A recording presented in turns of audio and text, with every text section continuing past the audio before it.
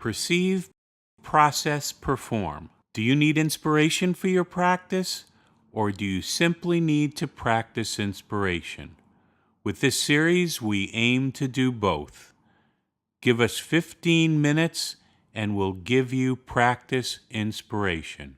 My name is Kay Huff, Director of Practice Coaching for Benco Dental, and this is my inspiration.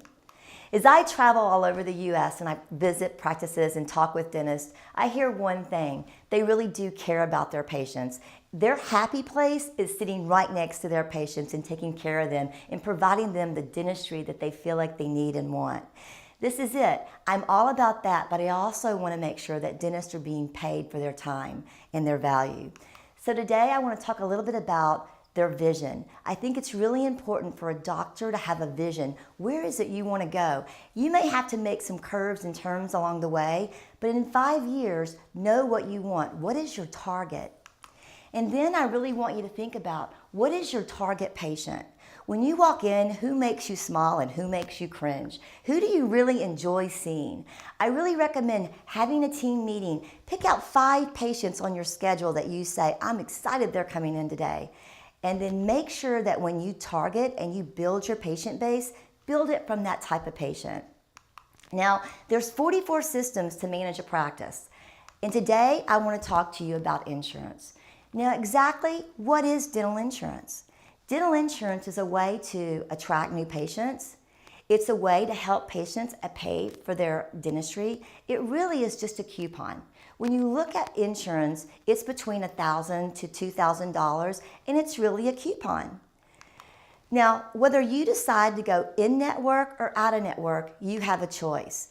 So today I want to go over the insurance puzzle, because there's a lot of pieces to the puzzle to make insurance work for your practice. So we're going to talk about four areas that I think are very important. The first area is technology. The second area is going to be understanding your fees. The third area is going to be follow-up. And the fourth area is going to be team members. So let's visit one. Number one, when I visit practices, what I see is that they're using their electronic claims and all that's in place, but when it comes to attachments like billing for the larger cases, they don't do that. They send it by mail. So make sure, whether you're in-network or out-of-network, if you're working with dental insurance, make sure that you're also using attachments. The other thing is technology to verify your patient's benefits.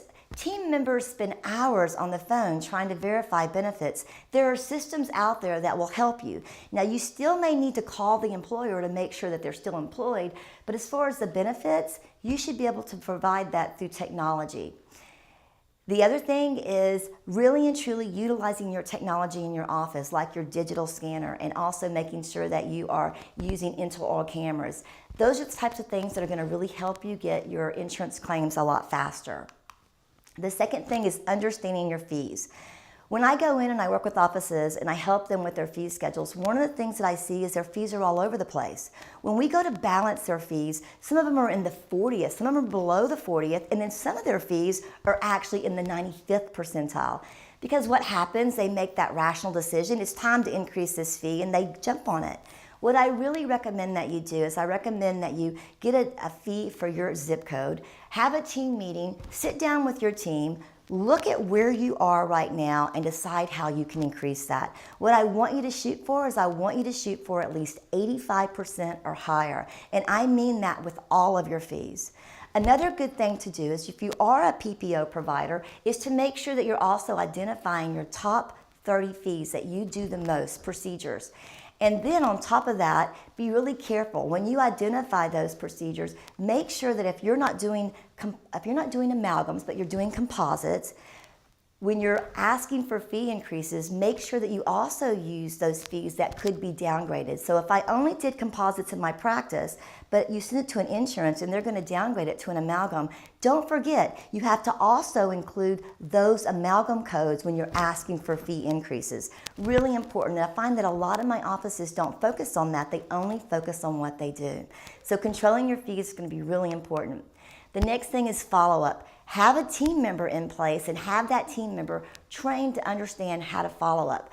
Some of the things that I want to see is there's 2 different reports. One is an AR report, one is a insurance AR report. I want to make sure that your team member is following up on that insurance AR report.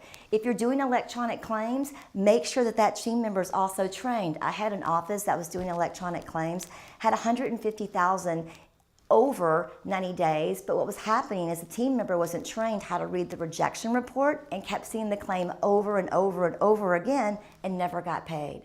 The other thing is make sure that if you are sending your patient statements, that you don't wait until 90 days to send them a statement. Keep your patients involved in where you are and getting paid with the insurance, because at 90 days, they're gonna wonder what happened.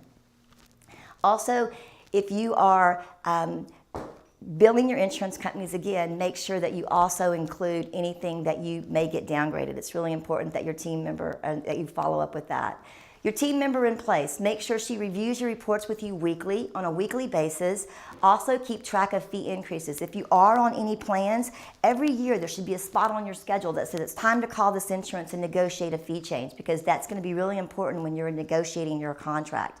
Also, monitor your adjustments. Now, this is a really big one. What I'm seeing in practices is that you're doing really good. You're billing out your full fee, which is great, but you're putting in the insurance fee schedules because it makes it easier for us to figure out the insurance portions. Now, this is fine, but what you're going to find out is that when you do your day sheet, you're only going to see the adjustments of what you've actually done. The insurance adjustments are actually hidden in your computer system. There's a report called Insurance Analysis Report. Make sure you're looking at that. Most of the time when I go in, I'll see it sometimes can be 500,000 or over, and a doctor really didn't see that. He was looking at his day sheet and his daily adjustments.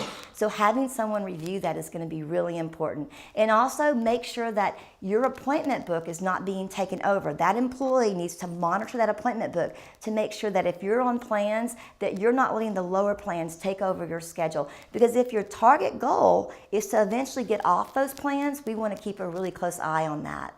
Following up with pending claims is important. And then the last but not least is that if you are doing pre-Ds, which I am not a believer in pre-Ds, I think it's really a waste of time, know that when you receive a pre-D back, a pre-D basically says that it's not a guarantee of payment. And also nowadays, they're only usually good for 3 to 6 months. So you spend all that time and effort doing the pre-D, but if you are doing it, make sure that dedicated employee, that dedicated team member is following up on that. That's 4 pieces of the puzzle that I think if you put in your practice, it will help you accomplish and be successful in dealing with dental insurance. I'd like to thank Michael Cohen and the Seattle Study Club for giving me this opportunity to talk to you today. Thank you.